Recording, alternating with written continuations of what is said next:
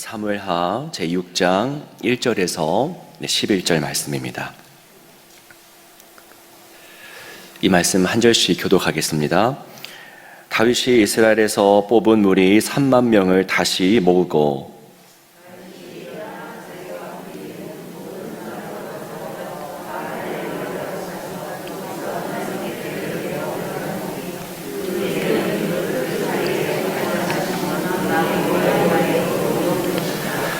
그들이 하나님의 궤를 새 수레에 싣고 산에 있는 아비나답의 집에서 나오는데 아비나답의 아들 우사와 아휴가 그 새 수레를 모니라.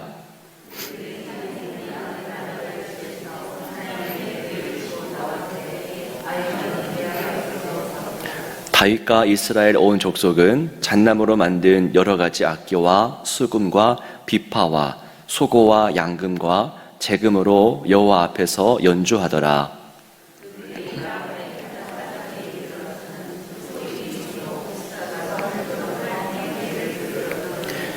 여호와 하나님이 우사가 잘못함으로 말미암아 진노하사 그를 그곳에서 치시니 그가 거기 하나님의 궤 곁에서 죽으니라.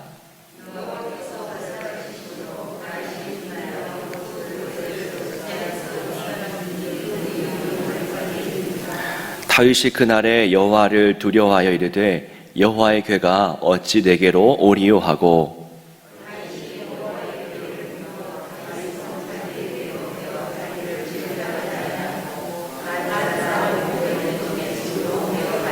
함께 읽겠습니다. 여호와의 궤가 가드 사람 오벳에돔의 집에 석 달을 있었는데 여호와께서 오벳에돔과 그의 온 집에 복을 주시니라. 아멘. 아멘. 오늘도 주님의 말씀과 기도로 주님을 깊이 만나고 또 회복되는 그런 삶 되시기를 주의 이름으로 축복합니다. 다윗은 왕이 되는 과정 속에서 승승장구하는 그런 모습들을 보여주었었습니다. 오늘 말씀 읽기 전까지 그 모든 것들이 잘 풀렸었죠. 자, 하나님의 택함을 받은 결과입니다. 어제 저희가 살펴보고 확인했듯이 하나님은 다윗 한 사람을 위해서라기보다 다윗을 통해서 위에서가 아니라 그를 통해서 무언가를 하시려는 그 하나님의 섭리로 인한 그 결과들이었죠. 하지만 오늘 본문에서 다윗은 좀 실패와 같은 경험을 하게 됩니다. 여기서 중요한 점이 있는데요. 다윗의 성공이 하나님으로부터 온 것이었던 것처럼 다윗의 실패 역시 하나님과 관련이 있다는 겁니다. 그의 성공도 그의 실패도 다 하나님과 관련이 있고 하나님 우리에게 이처럼 성공도 주시지만 때로는 실패도 주시는 분임을 알 수 있습니다. 그러니까 실패까지도 우리는 그것을 반기지 못하고 또 원하지 않겠지만은 하나님은 때로 실패를 통해서 무언가를 강력하고도 분명하게 말씀하신다는 것이죠. 자, 사건의 중심에는 여호와의 궤가 있습니다. 하나님의 궤. 그러니까 법궤라고도 불리고 언약궤라고도 불리고, 자, 그렇게 불리는 하나님의 궤는 사무엘상, 오늘 우리가 읽은 말씀이 사무엘하인데요. 사무엘상 4장에서 블레셋과의 전투 과정 가운데 그들에게 빼앗겨 버립니다.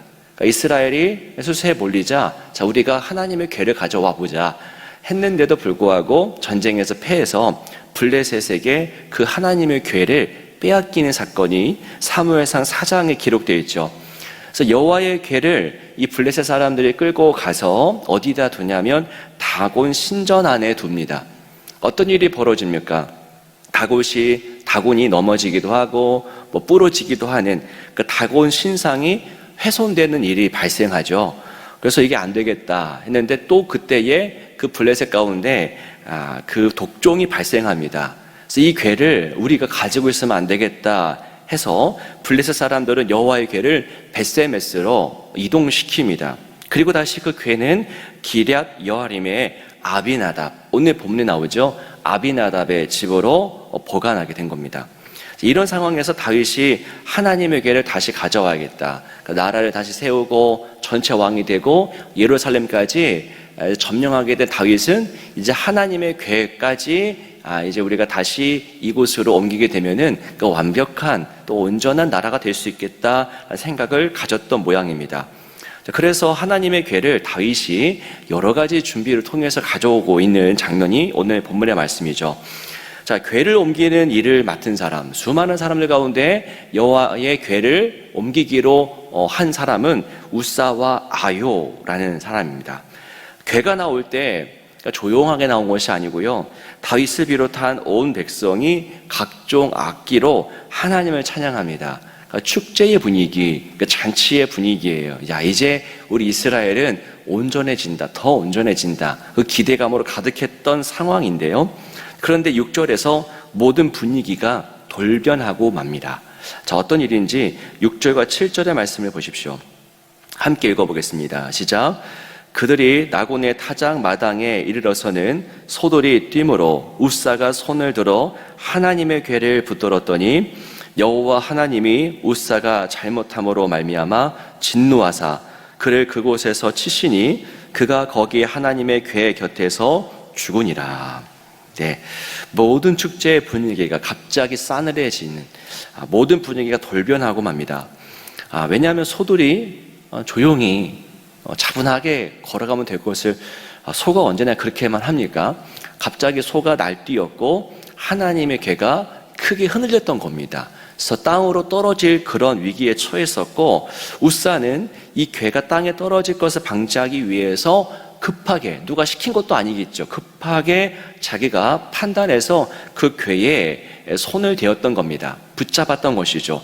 자, 이 일로 인해서 하나님은 우사를 가만두지 않으시고 치셨고 우사는 그 곁에 죽었더라라고 기록되어 있죠.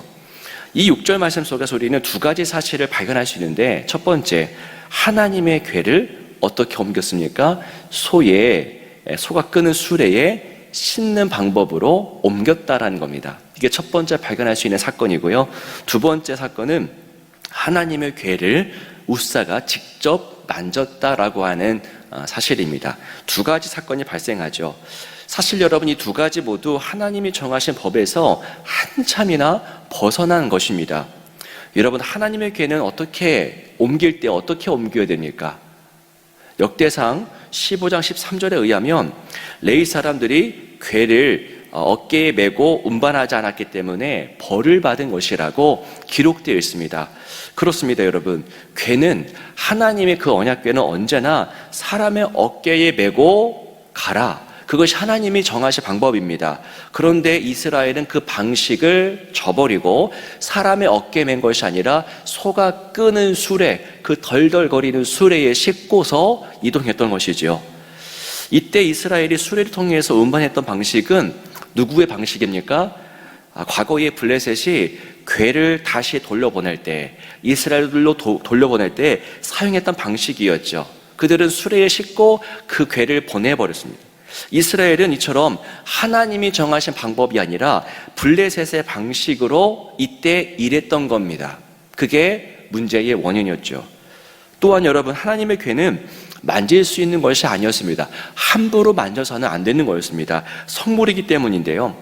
민수기 4장 15절에 보시면, 그러나 성물은 만지지 말라, 그들이 죽으리라. 만지지 말아라, 죽으리라 라고 민수기 4장 15절에 기록되어 있습니다. 그 만져서는 안 되었던 궤를 우사가 만졌던 것이죠. 이처럼 여러분, 궤를 옮기는 과정에서 두 가지 실수가 발생합니다. 그리고 결과는 무엇입니까? 그 모든 것을 책임지고 운반했던 우사가 죽음을 맞이했던 것이죠. 이 일로 인해서 다윗의 마음에 변화가 생깁니다. 사실 이 부분이 참 중요한 부분인 것 같은데요. 우리 9절입니다. 다윗의 마음이 어떻게 변화되었는지 한번 같이 읽어보겠습니다. 시작. 다윗이 그날에 여호와를 두려워하여 이르되 여호와의 궤가 어찌 내게로 오리요 하고. 예, 어떤 마음이 생깁니까? 여호와를 두려워하는 마음이 생깁니다. 두려워하는 마음이 생기고요, 그게 참 경외하는 마음이죠. 진정으로 두려워하는 마음. 그래서 여호와의 궤가 어떻게 내게로 오겠습니까? 라고 하는 고백을 합니다. 이전까지는 수많은 악기를 동원해서 잔치 분위기 가운데, 야, 우리가 이제 여호와의 궤를 가져온다, 승승장구하는 분위기를 연출했었는데, 이 사건으로 인해서 하나님에 대한 거룩한 마음, 그 두려워하는 마음이 생겼고, 어떻게 그 궤를 내가 모실 수 있겠느냐라고 하는 그런 반응이 생깁니다. 여러분, 본문의 사건은 뭘 말해줍니까? 다른 것이 아니라 하나님의 거룩하심입니다. 하나님의 거룩하심이 과연 어느 정도인지 시각적으로 드러내주는 사건이 오늘 본문의 사건입니다. 여러분, 하나님은 거룩하십니다. 이렇게 우리가 쉽게 말할 수 있는 사실이 아니죠, 사실. 하나님의 거룩하심은 우리가 어떠한 방법으로도 다 다다를 수 없는 그 크기와 넓이와 깊이를 가지고 있는 겁니다. 하나님의 거룩하심 우리는 다 헤아리지 못합니다. 그래서 그분의 거룩함을 우리는 너무나 자주 오해하고 간과합니다. 입술로는 주님은 거룩하십니다라고 하는데 우리의 입술로 고백한다고 해서 하나님의 거룩을 다 아는 것이 아닙니다. 그분의 거룩함을 우리가 100만 분의 1이라도 우리가 감지한다면 우리 중에 아무도 예배 자리에 아무렇게나 참여할 수 없을 겁니다. 우리가 너무 쉽게 예배에 참여하는 이유는 하나님의 거룩하심을 100만 분의 1조차도 모르기 때문입니다. 이사야 6장의 말씀을 보시면은 이사야가 소명을 받는 장면인데 그때 먼저 이사야가 환상을 통해서 하나님의 거룩을 봅니다. 근데 스랍들이 하나님의 그 영광을 보면서 이렇게 오르락 내리락 하면서 뭐라고 합니까? 거룩하다, 거룩하다, 거룩하다, 만군의 여호와여. 다른 말이 안 나와요. 거룩하다밖에 안 나옵니다. 그 모습 자체가 거룩이기 때문에. 그때 이사야가 그 거룩의 장면, 하나님의 거룩하심을 경험하고 나서 어떻게 반응합니까? 야, 내가 이제 영성이 깊어지는구나. 그런 반응, 그런 교만한 반응 절대 나오지 않죠. 이렇게 고백합니다. 그때에 내가 말하되 화로다 나여 망하게 되어도다. 나는 입술이 부정한 사람이요 나는 입술이 부정한 백성 중에 거주하면서 만군의 여호와이신 왕을 베었음이로다 하였더라. 이 자기의 죄가 보이는 겁니다. 하나님을 보니까. 그러니까 나는 화로다, 죽게 되었다라고 고백을 하게 되죠. 여러분, 이처럼 하나님의 거룩하심 앞에 섰던 사람의 반응은 이렇습니다. 화로다 나여 망하게 되었도다. 이게 거룩을 대면했던 사람의 모습입니다. 여러분, 본문의 사건은 일종의 실패죠. 다윗의 실패입니다. 잘 되다가 갑자기 나라에 절망적인 일이 발생합니다. 그런데 꼭 필요했던 실패입니다. 이 실패를 통해서 다윗은 하나님의 거룩하심에 대해서 다시 묵상하게 되고 그 거룩하심에 다시 사로잡히게 되죠. 여호와의 궤가 어찌 내게 오리요 라고 고백하게 됩니다. 여러분, 거룩하신 하나님 앞에서 우리는 이처럼 죄인에 불과합니다. 죄인은 하나님 앞에 설 수 없습니다. 하나님과 죄는 공존할 수가 없기 때문이죠. 그런데 우리는 오늘 그 거룩하신 하나님 앞에 이처럼 서 있지 않습니까? 우리가 하나님 앞에 나와서 언제나 찬양할 수 있고 기도할 수 있지 않습니까? 우리가 거룩한 자가 되었기 때문입니까? 그렇지 않죠.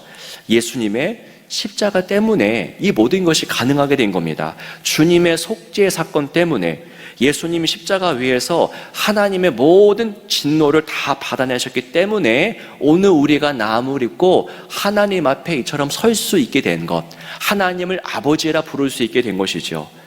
거룩은 여러분, 하나님의 거룩은 다른 게 아니라 죄를 향해서 진노를 내뿜는 겁니다. 그게 거룩입니다.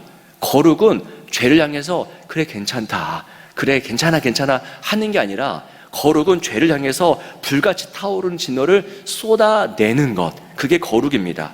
그 쏟아지는 진노를 우리가 받으면 우리는 가루가 될 수밖에 없는데요, 쏟아지는 진노를 예수님이 다 받아내신 겁니다. 어디서요? 십자가 나무 위에서. 그래서 예수님이 고백하잖아요. 왜 나를 버리셨나이까? 진노를 받았던 겁니다. 쏟아지는 진노를 주님이 다 받아내심으로 인해서 우리는 나음을 입고 거룩하신 하나님 앞에 나갈 수 있게 된 겁니다. 우사가 여러분, 우사가 이 민족 전체의 실수, 민족 전체의 실수죠. 한두 사람이 아니라 왕의 실수였고 종교인의 실수였고 백성들의 실수입니다. 근데 그 모든 백성들의 실수로 인해서 이 무사가 벌을 받아 죽게 되었는데요, 그것처럼 예수님이 우리를 위해서 벌을 받아 죽게 되셨습니다. 죄가 있으셔서 죽으신 것이 아니라 우리의 죄를 대신 해결하기 위해서 십자가 나무 위에서 죽임을 당하셨습니다. 그로 인해서 우리가 어떻게 된 겁니까? 우리가 하나님의 자녀가 된 것이고 하나님 앞으로 담대히 나아갈 수 있게 된 것이죠. 여러분, 우리가 살면서 기도 열심히 못할 때도 있고요, 찬양 열심히 못 드릴 때도 있고, 예배 생활 넘어질 때도 있고, 온전치 못할 때가 많이 있습니다. 그런데 여러분, 우리가 하나님을 아버지라 부르고 다시금 하나님께 탕자처럼 나갈 수 있는 것은요, 우리의 그 어떠함 때문이 아니라 예수님의 십자가 사건 때문입니다. 나는 주님 앞에 설 수가 없습니다. 어젯밤에도 지난주에도 저는 정말 파렴치한 일을 했습니다 라고 한다 할지라도 우리가 하나님 앞에 나갈 수 있는 것은요, 우리가 거룩하기 때문이 아니라 예수님이 거룩한 일을 이루셨기 때문입니다. 그래서 여러분, 오늘 우리는 하나님 앞에 나갈 수 있는 것이고 기도할 수 있는 것이고 친밀하게 아버지라고 부를 수 있게 된 것이죠. 예수의 십자가를 바라보십시오. 십자가로 인해서 죽을 수밖에 없는 우리가 살 수 있게 된 겁니다. 우리는 다 우사처럼 죽을 수밖에 없는 자인데요, 예수님 때문에 우리는 죄를 범했지만 용서한 바라 살 수 있었고 하나님께 기도로 또 말씀으로 나갈 수 있게 된 겁니다. 그 은혜, 예수님의 은혜를 이 새벽에 누림으로써 깊은 기도의 그 능력을 우리 모두가 누리게 되기를 주의 이름으로 축원합니다. 기도하겠습니다. 하나님, 우리 모두가 죄인입니다. 이스라엘뿐만이 아니라 우사뿐만이 아니라 우리 모두가 죄를 지어서 죽을 수밖에 없는 죄인입니다. 하지만 예수님 때문에 우리는 살게 되었고 아버지 앞에 담대히 나가게 됩니다. 이 시간을 통해서 하나님을 아버지라고 우리 모든 삶의 문제를 주 앞에 다 쏟아내면서 우리의 아버지 되신 주님, 우리에게 와 주옵소서라고 진실되게 고백하는 시간 되도록 성령께서 역사하여 주옵소서. 주 예수 그리스도의 이름으로 간절히 기도하옵나이다. 아멘.